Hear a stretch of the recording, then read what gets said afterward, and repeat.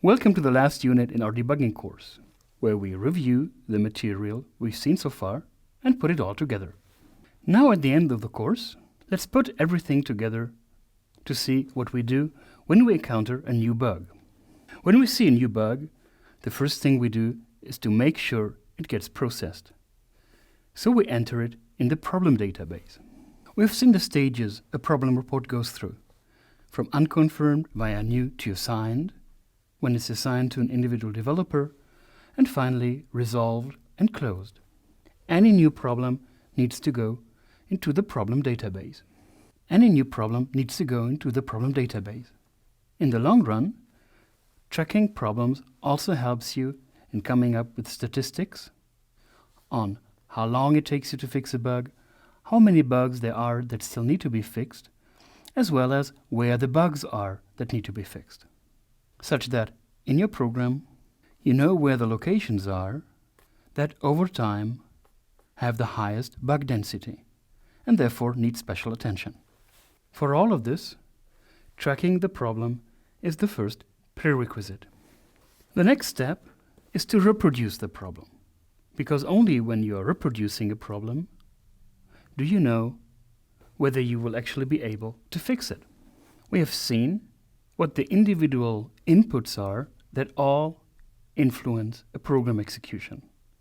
Most important being static data, user interaction, and the interaction with the environment, but also more trivial issues like the debugger, which influences the program, or time, randomness, and other issues that may be hard to control. In order to reproduce the problem, you must get all of these under your control. Reproducing a problem can be particularly hard when you're collecting such data from the field, because data and user interaction may contain sensitive data. This is why we have also seen the techniques of statistical debugging, which relate execution features, such as a line in the program being executed or not, to failures and success.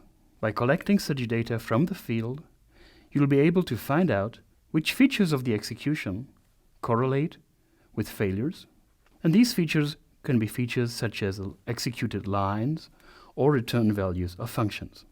The next step in debugging is to automate and simplify. The idea being that you write a test case by which you can reproduce the bug at any time automatically. At first, this is helpful, of course, for doing regression testing, such that you can always verify whether the problem is there or not. However, it's also helpful to automatically simplify the problem. If you have a big input which causes a failure, then an automated test can help you automatically simplifying this input.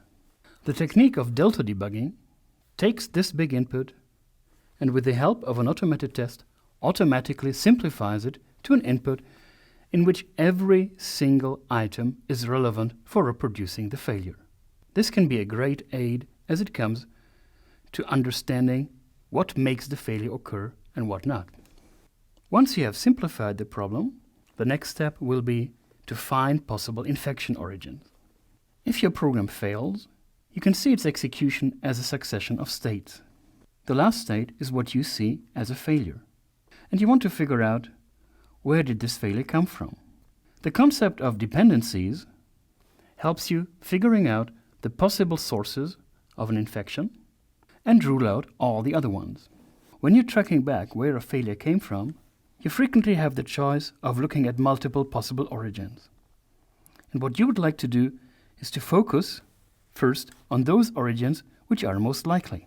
If you know that some state is already infected, that is wrong, you will focus on this one first. If you know from some earlier state that this caused this later state, you will also like to focus on this one. If you know from statistical debugging that some feature is correlated with a failure, go for it. And if you have reason to believe that some particular state is likely to be buggy anyway, for instance because of its bug history, you also go for it. And we have seen techniques how to determine all of these, in particular assertions, which help a lot for finding out immediately during the execution whether some part of the state is erroneous or not. The sixth step is to isolate the infection chain. What this means is, for every likely origin, you go and conduct an experiment to see whether it actually is the cause of the failure. For this, you use the scientific method. You set up a hypothesis. This could be the cause, this could be the cause, this could be the cause. Make up an appropriate prediction.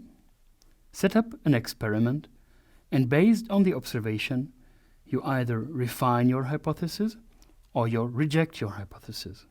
Be sure to make these steps explicit, as it helps structure your thinking and as it helps you interrupting and resuming your debugging activities as needed. You repeat this, going backwards throughout the program, until you arrive at a place where the incoming data is sane, but the outgoing data is infected. The statement which generates this infection is the defect. This is the last step of debugging, to correct the defect, such that it no longer produces an infection, but actually makes the program behave correctly. Before you fix the defect, you should be sure that the defect actually is the defect. That is, that by changing it appropriately, the problem will be fixed. You should have a clear understanding about how your correction fixes the defect. And then there's also some chores to be made. You need to verify that the failure no longer occurs. You need to make sure that your correction did not introduce new problems. And again, assertions, as we've seen them in this course, help you a lot with that. You may also wish to search your code to check whether the same mistake was made elsewhere and fix these locations as well. Note how these 7 steps of debugging can be easily memorized by looking at their first letters, which form the word traffic.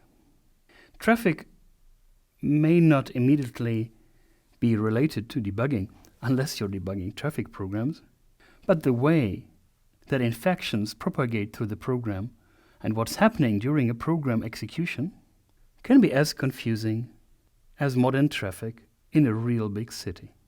With these 7 steps, you're done with debugging. Congratulations! And now, let's move on to the next bug.